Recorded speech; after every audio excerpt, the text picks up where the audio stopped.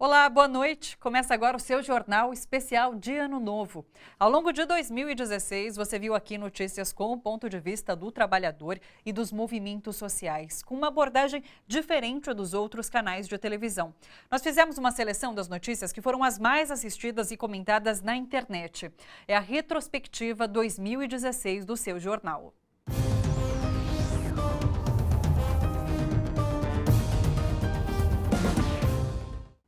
Hoje nós vamos falar de dois temas que estão na base de uma sociedade que pretende ser mais justa: o respeito aos direitos fundamentais da pessoa humana e aos movimentos sociais que lutam por melhores condições de vida.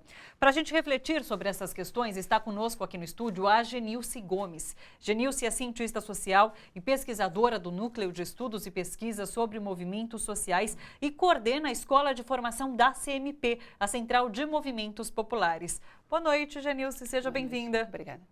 Olha só, assim que deu posse ao novo ministério, Michel Temer anunciou cortes. Muitos deles claramente endereçados aos que mais dependem das políticas públicas do governo. São programas sociais, marca registrada de Lula e Dilma.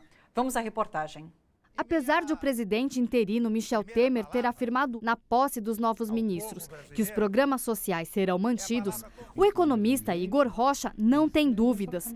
O ProUni, o FIES e principalmente o Bolsa Família serão os primeiros a sofrerem cortes. Ele observa que a redução desses benefícios está clara no documento Travessia Social, que servirá de base para o programa deste governo interino. Você pega o ProUni, você tem o FIES, você tem o Bolsa Família. Eu não acho que seria extinguido o Bolsa Família. Eu acho que seria algo muito radical. Eu acho que isso está fora de questão. Mas, de fato, uma readequação, como eles colocam, né, nos 5% mais pobres. Hoje em dia a gente tem, como eu disse anteriormente, temos 1/4 da população atendida pelo Bolsa Família. Eles querem reduzir para 5% dos mais pobres, onde de 40% a 50% dos mais pobres, eles fariam programas de inserção no mercado de trabalho, né? Aí, talvez profissionalizantes, isso está muito raso ainda. Eles não especificaram como que isso seria feito. Michel Temer afirmou também que vai reduzir os gastos do governo para melhorar as contas públicas. Uma das primeiras medidas foi a redução de 32 para 22 ministérios. Temer também já anunciou que vai cortar pelo menos 4 mil cargos comissionados. Mas Igor afirma que essas medidas terão pouco impacto para recuperar as contas públicas. Isso de reduzir ministério, eu acho que tem muito mais uma ação psicológica do que necessariamente de redução do gasto do governo propriamente dito. Genilce, a gente tem percebido e constatado que os principais atingidos pelos cortes são os mais pobres. Eu queria saber qual a avaliação que você faz desses 6 primeiros meses de governo Temer em relação às demandas dos movimentos sociais. Então, Thalita, é uma tragédia, né, do ponto de vista que esses cortes atingem em cheio, né, os movimentos sociais. E aí você pega todos eles, né, desde criança, adolescente, mulheres, né, negros, a questão mesmo, né, da moradia, né, que é uma questão muito forte também nos movimentos. Então, todos eles são atingidos, né, porque quando eu tenho um corte desse, na verdade, isso tem que ver como investimento, como questão de direitos, né? E quando você tem um corte, quer dizer, você não efetiva direitos se você não tiver políticas públicas, né? Se você não tiver orçamento para isso. Então, do ponto de vista, né, dos movimentos, do ponto de vista de todas essas organizações, é uma tragédia, né, que na verdade, é uma desconstrução daquilo que foi a Constituição de 1988. Né? A gente tem uma Constituição cidadã, quer dizer, a gente, ao longo desses anos, a gente tem dado passos importantes, né, para a construção de uma cidadania efetiva, e a gente vê nesse momento, então, uma destruição, né, uma tragédia, é como se fosse um tsunami, né, em cima de tudo que foi construído, e, na verdade, está se tentando, né, foi rasgada a Constituição, né, nesse ponto de vista da cidadania, e o que se pretende, então, é criar programas assistenciais, né? Essa ideia mesmo de que se vai atingir só aqueles que realmente precisam, quer dizer, isso aí é um discurso, né, só para dizer que tinha gente nos programas que não precisava, mas no sentido Claro. da cidadania, uma destruição daquilo que foi proposto na Constituição e aquilo que a gente vem avançando no Brasil minimamente ao longo de vários anos, né, desde a Constituição e passando aí pelos governos Lula e Dilma principalmente. No dia 7 de setembro, Temer foi ao primeiro evento público desde a posse e levou vaia dos estudantes. O escracho passou a ser constante e espontâneo. Outra vaia sonora que o presidente em exercício levou foi no Grito dos Excluídos. Vamos rever. Uma esplanada lotada como há muito não se via em um 7 de setembro. O Grito dos Excluídos reuniu mais de 25 mil pessoas contra Michel Temer. A mobilização realizada por entidades sindicais e movimentos sociais organizados ficou ainda maior por causa do grande número de pessoas que vieram espontaneamente. Grandes mídias estão participando dessa conspiração junto com servidores públicos políticos, como juízes políticos, auditores políticos, ministros do STF políticos, junto com a grande mídia, como participaram lá em 1964.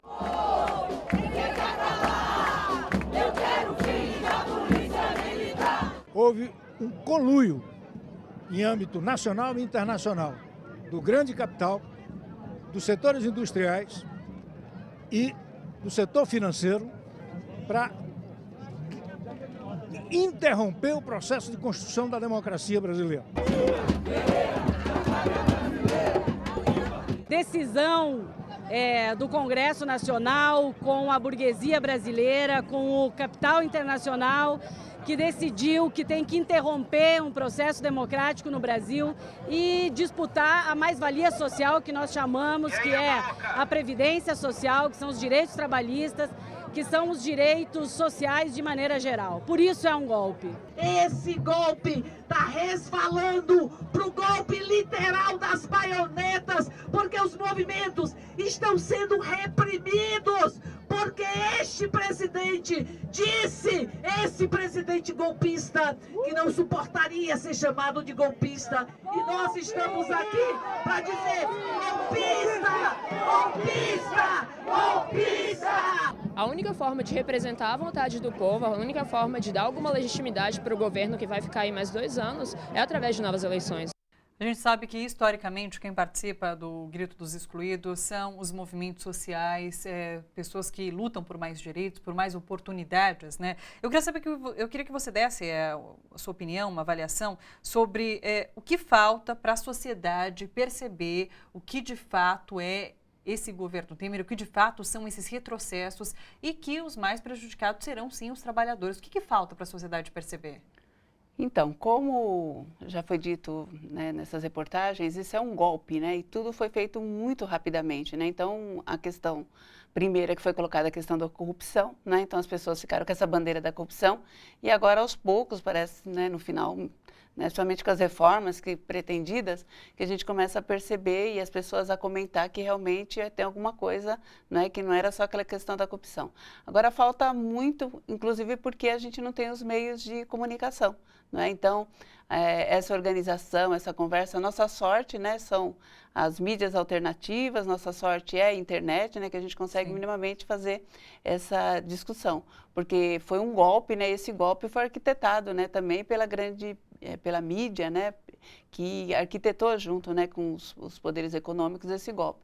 Então, assim, é uma coisa muito difícil você conseguir fazer com que as pessoas entendam, né, que foi um golpe e que isso vai atingir a vida delas também, porque até então parecia que ia atingir a vida, né, de um partido, né, que ia tirar apenas uma presidente, e isso não tinha nada a ver com a vida dela. E aos poucos as pessoas vão percebendo que isso é um golpe contra elas, somente com a reforma da Previdência, com a reforma trabalhista, que são, né, questões muito profundas assim na vida do povo trabalhador e que aos poucos vai percebendo, e isso, né, é uma questão de diálogo entre as pessoas também, de né, e conversando com o outro, explicando, né, e porque se a gente for contar, né, com a mídia, né, a grande mídia, a gente não vai ter isso, até porque eles estão juntos nesse golpe. Sim, a gente sente que algumas opiniões realmente começam a mudar, né?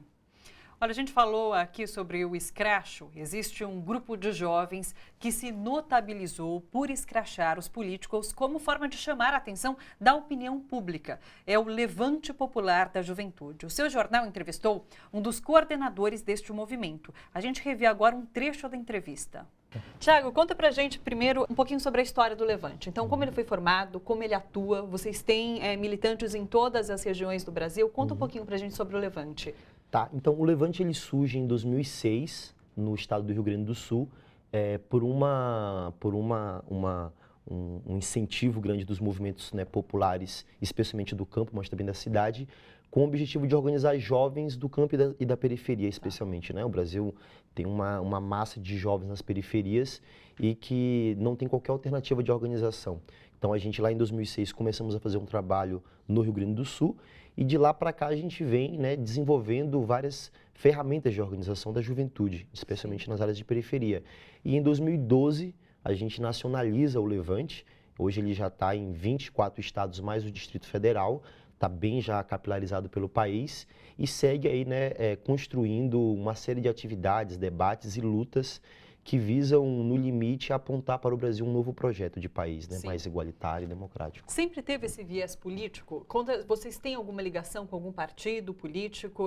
Conta um pouquinho sobre essa estrutura. O Levante ele tem autonomia em relação aos partidos políticos. A nossa maior relação se dá com os movimentos populares.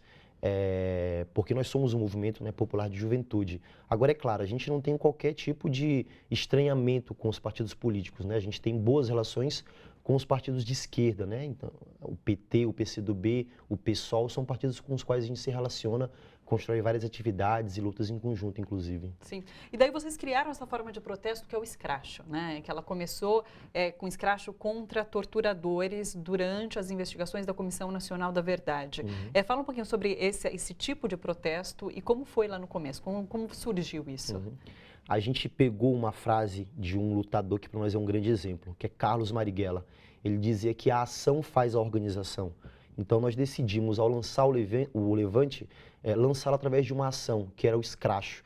O escracho já era desenvolvido em países da América Latina, como o Chile, a Argentina, como forma de denunciar aqueles torturadores que ainda permaneciam impunes pela justiça. Então nós, no ano de 2012, logo após a nacionalização do Levante, lançamos uma série de escrachos para denunciar. Vejam, aqui moram torturadores que não foram ainda julgados e vivem impunemente.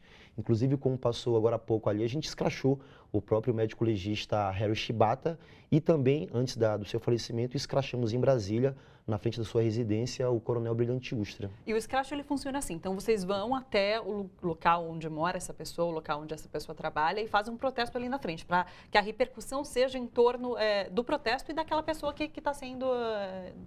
em protesto, que ela está sendo o alvo do protesto, é isso? Exato. No escracho tem duas reações que são muito comuns. A primeira é uma reação de espanto dos moradores. Sim. Não sabíamos que aqui morava um torturador da ditadura militar. Acontece? Acontece muito. E a segunda reação, por incrível que pareça, e para nossa surpresa também positiva, é a adesão, o apoio que se tem, que nós tivemos bastante, né, nos escrachos aos torturadores e estamos tendo hoje ainda também no escracho aos golpistas, né? Sim. Então é uma forma de a gente denunciar, né, assim, para a população, já que a justiça não tem feito isso, tem sido omissa, a gente vai para denunciar e dizer, olha, aqui moram torturadores e precisam ser julgados e punidos. Sim, em relação ao escracho contra os golpistas agora, por que vocês resolveram entrar nessa luta também? O que vocês pensam em relação ao golpe? Inclusive, desde o ano passado, vocês fizeram um protesto contra o presidente da Câmara, Eduardo Cunha, que também teve bastante notoriedade, que vocês jogaram notas de dólares em cima dele. Conta um pouquinho pra gente. A gente entende que hoje os principais personagens que estão por trás desse golpe contra a presidenta Dilma são, inclusive, os mesmos que estiveram no processo da ditadura militar no Brasil, né? Os empresários, os partidos políticos, né? A mídia que está participando disso. Então a gente, logo após o dia 17 daquela votação, decidimos que era necessário escrachá-los, denunciá-los, né? E pegamos na quinta-feira já aquele que para nós é o grande general desse golpe, né? O grande conspirador-geral da República, que é o senhor Michel Temer, vice-presidente. Escrachamos ele aqui no Alto de Pinheiros. E logo depois do escracho ele disse, né, que por motivos de segurança estaria indo para Brasília. Vocês seguiram. E nós seguimos e no dia, né, 2 dias depois fizemos um outro escracho lá no Palácio do Jaburu, que para nós, né, são a residência dele e o Palácio do Jaburu é o QG do golpe, o quartel-general onde ele conspira para fazer o golpe. E não só ele. Pegamos também uma série de deputados que estão aí, né, envolvidos nesse processo e seguiremos ainda escrachando tantos outros, né? A gente viu um ótimo exemplo de movimento social organizado. Queria que você falasse qual a importância de participar de movimentos sociais, de movimentos populares, Genilce. Então, essa é uma experiência, né, que todos os militantes, as pessoas que participam de movimento, que é essa ideia de você sair do individual. Né? Você é o indivíduo, você fica ali em casa, só observando, né? Então você participar. É lógico que a rua, ela é um dos momentos, né? Mas você tem outros momentos de organização. Por exemplo, você pega todos os movimentos, né, desde mulheres, sem teto, né? Você tem uma organização interna, né? Que é o momento de você fazer a discussão, de você analisar a conjuntura, saber, né, o que está acontecendo, para depois você ir para uma organização, né, para as ruas, né? Eu acho que esse ano, aliás, desde 2015, os movimentos não têm saído da rua. Acabou a eleição de 2014, na verdade, né, a gente já teve que voltar às ruas, né, para tentar garantir, né, o mandato da presidente. Infelizmente, né, não deu, a questão do golpe. Então, foram vários momentos que os movimentos não saíram na rua, e esse ano de 2016 parece aquele ano que não acabou, né? Então, nesse sentido, aquelas pessoas e ainda mais agora, né, que as pessoas, mas vai mexer com a questão da Previdência, tem a questão da reforma da Previdência. Então, tudo isso, quer dizer, você se organizar em coletivos é muito importante, né? Porque aí você torna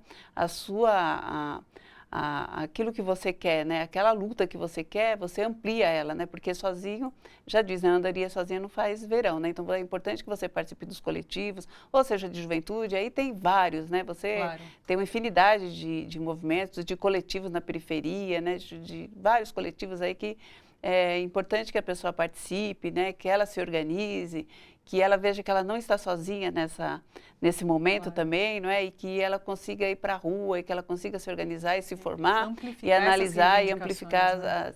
Então, nesse sentido, é muito importante, né, que as pessoas se organizem em coletivos, embora, lógico, que toda a questão, imagina se você tiver que trabalhar 12 horas por dia, como é que você vai fazer para participar? Mas, de qualquer forma, né, é um papel, né, que sempre teve vários, a Igreja Católica teve muito esse papel, né, nessa organização, tudo, mas que é importante que as pessoas, né, entendam que é só no coletivo que a gente consegue, porque tem coisas que não adianta, não é individual, não sou eu sozinha, eu não vou comprar, né, uma rua melhor, não vou comprar uma cidade melhor para mim, eu preciso me organizar de alguma forma para que isso seja possível, né, e isso é possível nesse coletivo quando a gente se une e tem força. Legal, muito bom.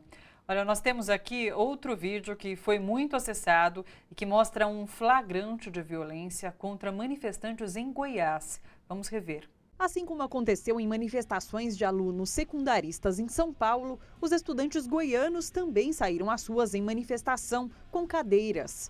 O objetivo do ato era chamar a atenção da população para o movimento que tenta impedir o repasse da gestão de escolas estaduais para organizações sociais, uma forma de terceirizar a educação. Durante o ato, um policial à paisana tentou tirar à força a cadeira de um garoto e apontou a arma para ele. Esse outro policial, com uniforme, dá um soco em um jovem. Eu consegui captar a imagem, aí o polícia me viu. Na hora que eu consegui captar a imagem, que o polícia me viu, ele só deu uma ordem para um polícia disfarçado, P2, que estava acompanhando a gente já de muito atrás. Aí esse P2 só veio por trás da gente, deu um jeito de tomar minha câmera na hora do tumulto. Aí ele sumiu, foi embora para o carro dele. Eu e os companheiros conseguimos fragar a câmera dele, a nossa câmera na mão dele, escondendo no carro. Na hora que ele tomou a câmera, a gente conseguiu ver, a gente foi lá gentilmente pedir pra ele.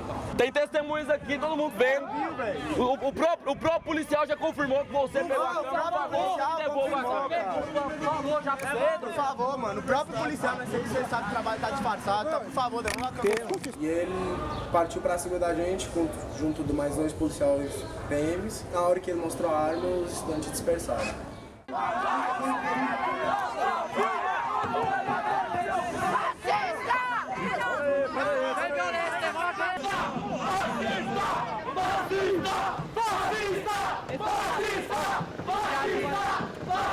Esse ato ele foi feito com a intenção de mostrar que a nossa luta ainda está ativa, né? E nós não vamos parar até conseguirmos nossos objetivos principais. Então, não militarização, não fechamento de outros colégios e a reabertura do JCA, que já foi fechado. essas são as nossas pautas e não vamos parar até conseguirmos isso. É a escola fechando as portas e a polícia batendo em aluno. É a escola fechando as portas e a polícia batendo, a polícia batendo, a polícia batendo em aluno. É a escola fechando as portas e a polícia batendo em aluno.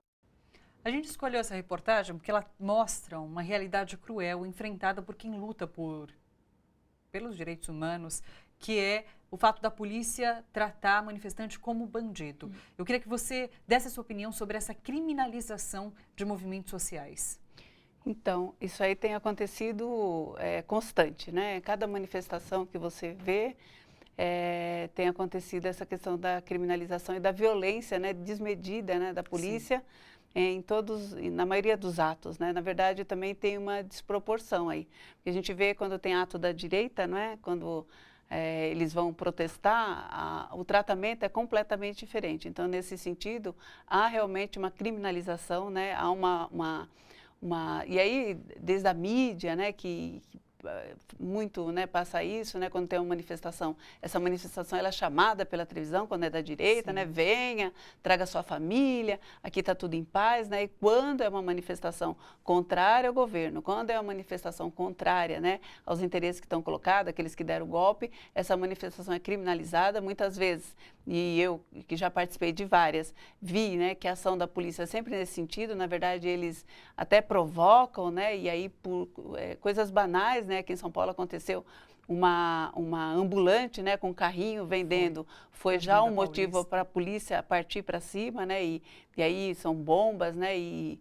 é impressionante, né, como a luta por direitos, como toda essa luta ela vem sendo criminalizada. Mas não é por isso que os movimentos deixam de estar na rua, não é por isso que a gente vai deixar de lutar, não é porque a nossa história do Brasil mostrou isso, né, ao longo da história a gente percebe, né, que em todos os momentos, né, foi preciso muita luta para poder a gente conquistar desde os escravos, depois você pega a questão da ditadura militar, então essa questão da luta ela é sempre criminalizada também. A nossa luta agora é garantir o que a gente tem, né, ao contrário do que foi nos anos anteriores, que era a gente avançar nos direitos, o momento agora é de garantir, infelizmente porque a gente não conta com o papel do Estado, né, claro, nessas nossas lutas, é um momento realmente de retrocesso para esse país, né, um momento de tristeza, mas isso não quer dizer que a gente não vai deixar de fazer a luta. Não vai estar lutando. Genilson, muito obrigada pela sua participação aqui hoje. Um ótimo ano novo. Obrigada. É um 2017 de luta para todos nós e de conquistas também, né? Para todos nós. Obrigada. Obrigada, Genilson. Olha, a gente vai para um rápido intervalo. Você não sai daí que a gente volta já já. Até mais.